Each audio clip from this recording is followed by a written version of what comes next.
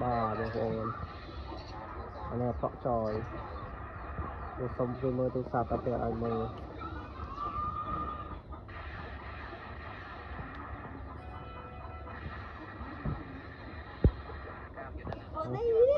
anh có thọ trò xong tôi mơ tôi sạt tập để anh mơ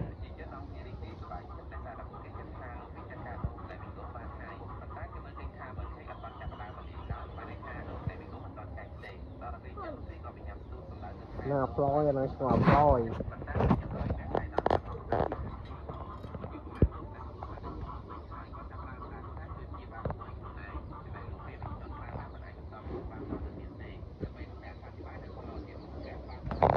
បងប្អូនវាខាងគេឲ្យមើលទូរស័ព្ទយំ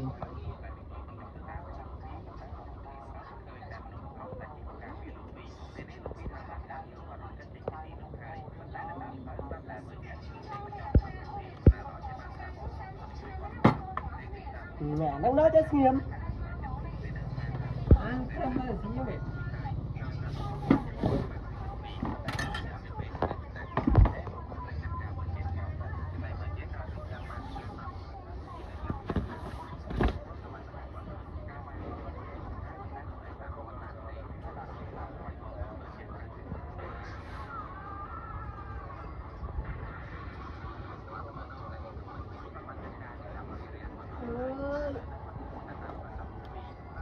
bảo vội là sẽ xe còn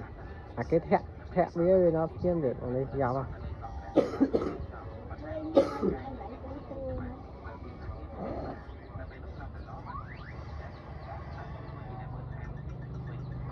là cái xe còn này nó xua tả tọ trôi